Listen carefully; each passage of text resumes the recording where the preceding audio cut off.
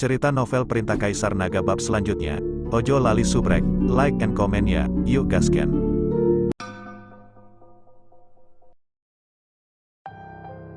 Pelindung Gong ketakutan. Dia menyadari bahwa dia lebih rendah dari Chen Ping dalam hal kekuatan dan permainan racun. Jika ini terus berlanjut, apalagi membunuh Chen Ping, bahkan nyawanya sendiri pun akan terancam. Pelindung Gong melirik ke arah Penatua Fei dan menemukan bahwa Penatua Fei bertarung sengit dengan Miao Lao. Kedua pria itu memiliki kekuatan yang sama. Dengan kekuatan alam kesengsaraan tingkat ke-6, mungkin perlu beberapa waktu untuk menentukan pemenangnya. Dan anak buahnya juga berjuang keras dengan banyak biksu. Dia tidak menyangka kelompok biksu ini akan bersatu kali ini.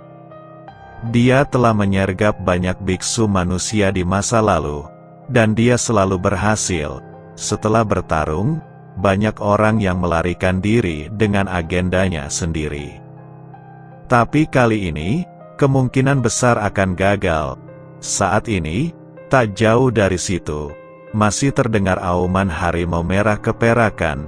Jika harimau merah keperakan itu ikut berperang, maka tak seorang pun dari mereka yang berpikir untuk melarikan diri.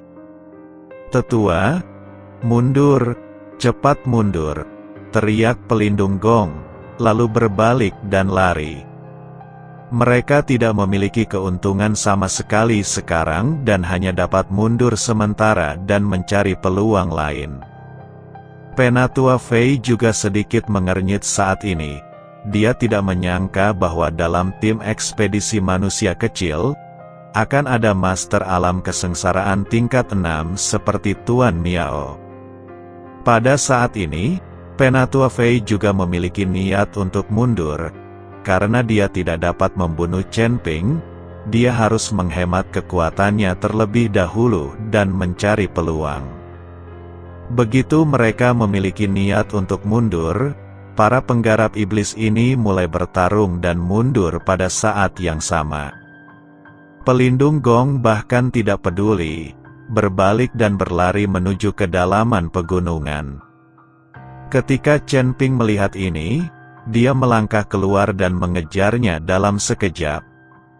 Pelindung Gong awalnya mengira bahwa dia sudah sangat akrab dengan pegunungan Cilian ini selama bertahun-tahun, dan akan sangat mudah untuk menyingkirkan Chen Ping.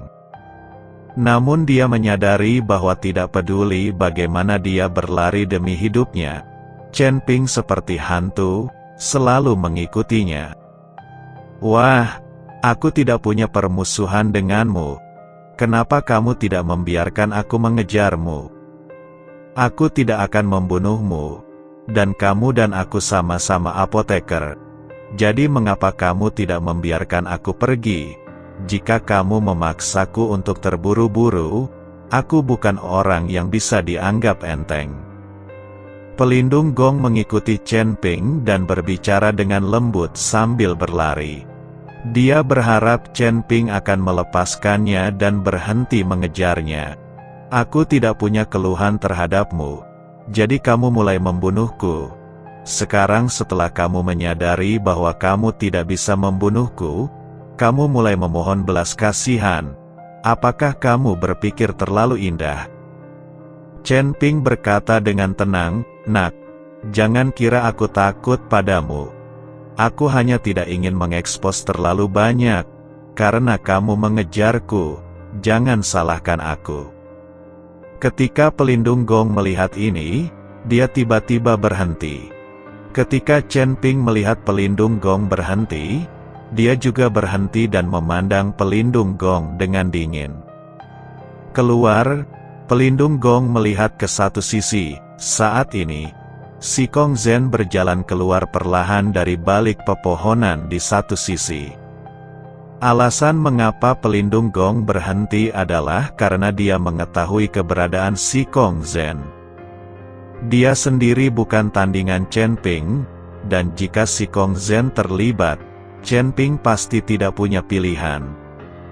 Penjaga Gong, Aku benar-benar tidak menyangka kamu akan dikejar-kejar oleh seorang anak muda. Sepertinya aku membuat pilihan yang salah dengan memilih bekerja sama denganmu." Si Kong Zhen melihat ekspresi malu pelindung Gong dan berkata dengan sedikit ketidakpuasan. Dia mengambil risiko untuk memancing Cai Hongwei pergi, tapi dia tidak menyangka akan berakhir seperti ini. "Tuan Si Kong, kerja sama Anda dengan saya pasti bukan pilihan yang salah. Sekarang kita berdua bergabung untuk membunuh Chen Ping. Saya bisa memberikan semua yang Anda butuhkan. Bukankah kamu hanya ingin mendapatkan energi abadi? Setelah kamu membunuh Chen Ping, aku dapat memberitahumu di mana energi abadi itu berada. Aku telah berada di pegunungan Qilian selama bertahun-tahun, dan tidak ada tempat yang tidak aku miliki. Tahu tentang." Pelindung Gong sedang merayu Si Kong Zhen. Benar saja, ketika Si Kong Zhen mendengar kata energi abadi, ada keraguan di matanya. Tidak hanya Si Kong Zhen, tetapi Chen Ping juga menjadi sangat tertarik ketika mendengar bahwa pelindung Gong mengetahui di mana energi abadi berada. Awalnya, dia berencana untuk membunuh pelindung Gong, tetapi sekarang sepertinya dia belum bisa membunuhnya. Dia harus membiarkan dia membimbingnya untuk menemukan lokasi energi abadi. "Baiklah, aku berjanji. Tapi jika kamu berani berbohong padaku, aku akan meminta ayahku untuk memimpin orang untuk membunuhmu." Si Kong Zhen akhirnya menyetujui pelindung Gong. Lagi pula, godaan keabadian baginya terlalu besar. "Hanya karena kamu ingin membunuhku? Apakah kamu melebih-lebihkan kemampuanmu?" Chen Ping tidak bisa menahan cibiran saat melihat Si Kong Zhen berani setuju. "Kamu akan tahu apakah kamu melebih-lebihkan kemampuanmu atau tidak. Kamu akan tahu setelah kamu mencobanya." Si Kong Zhen mendengus dingin dan langsung memegang pedang panjang di tangannya. Saya melihat Si Kong Zhen mengayunkan pedang panjangnya, dan cahaya pedang yang tak terhitung jumlahnya ditembakkan dari pedang panjang itu. Si Kong Zhen mengambil tindakan terhadap Chen Ping, dan pelindung Gong juga tidak diam. Alisnya berkerut, dan beberapa tetes darah keluar dari sela-sela alisnya. Beberapa tetes darah melayang di udara, mengeluarkan bau darah yang aneh. Lalu aku melihat sesuatu bergerak di perut pelindung Gong, dan ekspresi pelindung Gong mulai menjadi ganas. Pelindung Gong tiba-tiba membuka mulutnya, dan serangga beracun yang tak terhitung jumlahnya merangkak keluar dari mulutnya, dan serangga beracun ini menuju ke beberapa tetes darah itu. Sepertinya ada serangga beracun yang tak terhitung jumlahnya di tubuh pelindung Gong, merangkak keluar terus-menerus. Saat ini, Si Kong Zhen sudah bertarung dengan Chen Ping. Pedang panjang di tangannya terus mengayunkan cahaya pedang dan menyerang Chen Ping. Chen Ping memegang pedang pembunuh naga dan melawan tanpa sadar. Mata Chen Ping tertuju pada pelindung Gong meskipun Chen Ping mendapat banyak informasi. Dia masih tidak tahu apa yang dilakukan pelindung Gong dan mengapa ada begitu banyak serangga beracun keluar dari tubuhnya. "Tuan Chen, ini racun ulat sutra emas, sekarang terlihat seperti serangga. Serangga beracun ini akan segera hilang. Serangga beracun akan larut ke dalam seluruh kehampaan dan tidak akan diperhatikan sama sekali. Racun ulat sutra emas semacam ini tidak hanya akan meracuni manusia, tetapi juga dapat menggerogoti jiwa manusia. Bahkan jiwa makhluk abadi tidak dapat menahannya dan pada akhirnya akan menjadi mayat berjalan. Saya dengar racun ulat sutra emas jenis ini sudah lama hilang. Tapi saya tidak menyangka masih ada orang yang membesarkannya. Hal semacam ini perlu disimpan di dalam tubuh inangnya, dan harus menyedotnya, darah inangnya setiap bulan, sangat menyakitkan setiap saat, jadi sangat sedikit orang yang memelihara ulat sutera emas ini. Di lautan kesadaran, Zeyan mengikuti perkenalan Chen Ping. Setelah mendengar ini, Chen Ping tidak bisa menahan diri untuk tidak berdiri tegak. Dia tidak menyangka seseorang akan menyimpan serangga beracun di tubuhnya. Itu sungguh keterlaluan. Setelah menyerap esensi dan darah pelindung gong, racun ulat sutera emas itu mulai menjadi transparan satu persatu, dan akhirnya menghilang. Chen Ping tahu bahwa serangga beracun ini tidak menghilang sama sekali, melainkan mati dan larut dalam kehampaan. Jika bukan karena pengingat tepat waktu dari Zeyan, Chen Ping mungkin akan mendapat masalah. Ketika racun ulat sutera emas menghilang, Chen Ping sudah bersiap. Setelah memaksa Si Kong Zhen mundur dengan satu pedang, dia tiba-tiba mundur. Melihat ini, Si Kong Zhen mengira Chen Ping takut padanya, dan langsung berkata sambil mencibir, "Wah, bukankah kamu sangat hebat, mengapa kamu melarikan diri?" Chen Ping mengabaikan Si Kong Zhen, tapi menatap pelindung gong. Setelah penjaga gong melepaskan racun ulat sutera emas, matanya penuh penyesalan dan keengganan. Namun pada akhirnya dia berbalik dan lari. Ketika Si Kong Zhen melihat pelindung gong berbalik dan lari, dia sedikit bingung sejenak. Dia jelas-jelas telah memaksa Chen Ping mundur. Jadi mengapa pelindung gong masih melarikan diri? Tepat ketika Si Kong Zhen bingung, dia tiba-tiba merasakan tubuhnya menegang, dan sepertinya ada sesuatu yang menggerogoti jiwanya. Ekspresi Si Kong Zhen menjadi sangat ganas, dan rasa sakitnya 100 kali lebih hebat daripada tubuh fisik. Melihat tatapan Si Kong Zhen, Chen Ping tahu bahwa ini disebabkan oleh racun ulat sutera emas. Chen Ping tidak menyangka bahwa pelindung gong bahkan tidak akan melepaskan Si Kong Zhen. Dia menipu Si Kong Zhen sejak awal, meminta Si Kong Zhen untuk menahan Chen Ping agar dia bisa menggunakan metodenya untuk melepaskan racun ulat sutera emas ini. Si Kong Zhen meraung, ekspresinya terlihat sangat menyakitkan.